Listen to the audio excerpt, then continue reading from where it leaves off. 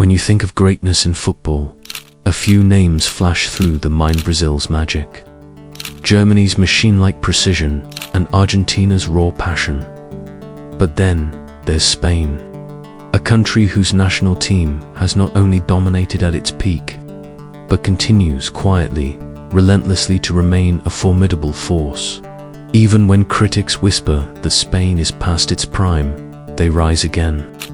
Just like they did in 2024, lifting the Euro trophy with a brand new generation of stars. So, what's the secret behind this longevity? How does a nation of just 47 million smaller than many of its competitors remain consistently competitive on the world stage?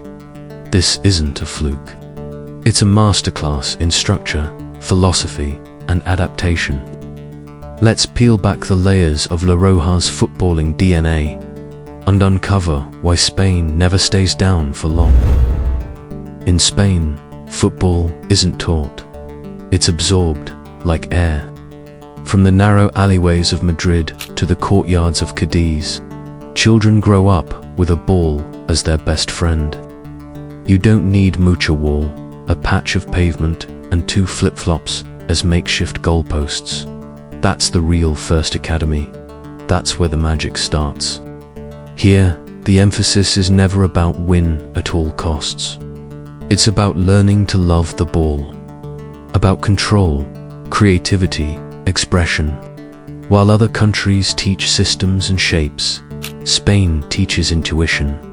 In Spanish academies, there's no obsession with building future superhumans. There's only one goal: make the player understand space, time, and touch. That's why, when a 16-year-old Lamine Yamal dances through defenders at the Camp Nou, we're not surprised. He's not the exception. He's the natural evolution of the system.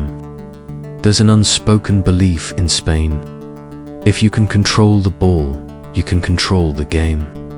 And that belief starts before a child even learns how to tie their boots. Once a player graduates from the street to the academy, the next test is La Liga, the finishing school for football intellect. What makes Spain's domestic league special isn't just its iconic clubs. It's the sheer technical quality of the league as a whole. Even the so-called smaller teams, like Girona, Osasuna, or Rayo Vallecano, are tactically sharp, disciplined, and difficult to break down. La Liga is a place where mistakes are punished, and brilliance is rewarded instantly. It's unforgiving and pure. Coaches here are tactical professors. Take Imanol Alguacil at Real Sociedad. He turned a mid-table side into a Champions League regular with slick build-up play and high-pressing brilliance. Or Ernesto Valverde, who revived athletic clubs' fire with discipline and style. In this kind of environment, young players are thrown into the deep end, but always with the tools to swim. That's why by the time Pedri or Fermin Lopez step onto the international stage, they aren't starstruck. They're already veterans in spirit. Spain's coaching ecosystem is another hidden weapon. The nation's commitment to long-term thinking is rare. While other federations lurch between identities pressing this year, pragmatic next Spain evolves without losing its roots. Every coach in the Spanish system, from under-15s to the senior team, shares a unified footballing philosophy.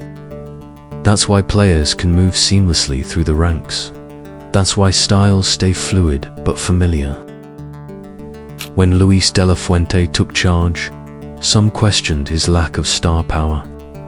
But those close to Spanish football knew this was a man who had grown through the veins of the system.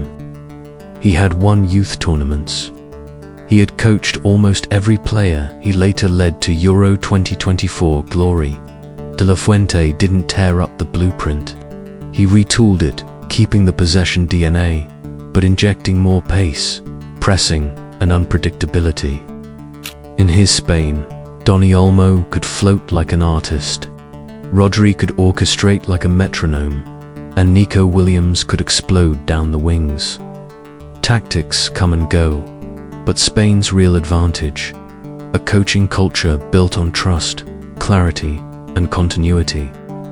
Football in Spain is generational, its heritage, its identity. In Sevilla, fathers pass down club allegiances like family heirlooms. In Bilbao, fans don't just cheer, they live through their players. In Barcelona, kids grow up not only idolizing Messi, but also learning why Johan Cruyff changed football forever. Football is embedded in Spain's regions, histories, and languages. Each area brings something unique. Catalonia's tactical curiosity, the Basque country's defensive steel, Andalusia's flair and improvisation, Galicia's quiet tenacity. This melting pot forms a complete footballing culture, diverse, rich, and unshakable. Even at the lowest points, like after the 2014 World Cup disaster, the fire never dies, because the culture doesn't depend on results. It depends on ritual. Every weekend, millions gather not just to watch, but to debate, analyze, dream. In Spain, every citizen is a coach, a critic, and a believer.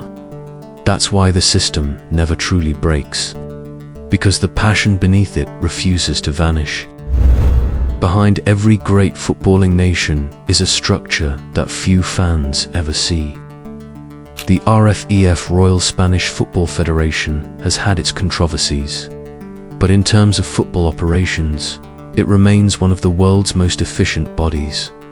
Its strength lies in alignment. The same tactical language is spoken from the under-15s to the senior team. Data is shared. Match reports are connected. And when a 17-year-old impresses, he's not waiting 3 years for a call appease. This clarity removes chaos. Players know what to expect. Coaches trust the pipeline. The entire system moves in harmony. Add to this a rigorous coach education program. The RFEF invests heavily in licensing, workshops, and innovation. It doesn't wait for trends, it studies them, absorbs them, and refines them into its own philosophy. So when Spain needs a rebuild, it doesn't start from scratch. It reaches into its own archives and reinvents itself from within. The myth that Spain is stuck in tiki-taka has long expired. What we saw at Euro 2024 was nothing short of a tactical metamorphosis. Yes, the ball still moved like silk, but there was directness, urgency, and chaos in the right moments. Spain pressed like Germany, transitioned like France, and finished with ruthless efficiency. They were flexible too. Against Italy, they suffocated with overloads. Against France, they struck early and managed the tempo like chess masters. In the final, they adjusted mid-match to nullify England's width. Spain has grown into a team that can dominate the ball or surrender it, depending on the opponent. That's evolution. That's survival. Tiki-taka may have been a golden era, but this new Spain, it's a symphony with more instruments, more melodies, more surprise. In the age of social media soundbites and reactionary takes, football is often measured in cycles. One good tournament, you're elite. One bad year, you're done. But Spain doesn't play that game. They've endured both the dizzying highs of 2008 to 2012 and the stinging lows of 2014 to 2018. But they never tore it all down. They chose continuity, culture, and courage. In a world addicted to quick fixes, Spain chose the long road, and it's paying off again. Because when other nations chase trophies, Spain builds eras, and no matter how many times they stumble, Spain never stays down for long. Because in Spain, football is more than sport. It's a craft, a language, a love letter passed from one generation to the next. And as long as there's a ball rolling in a backstreet in Cadiz, as long as a 9-year-old in Valencia watches highlights of Xavi or Olmo, or Lamine with stars in his eyes. Spain will never truly fall. That brings us to the end of the video. If you enjoyed it, don't forget to leave a like and subscribe. It really helps us keep creating more content like this. Thanks so much for watching.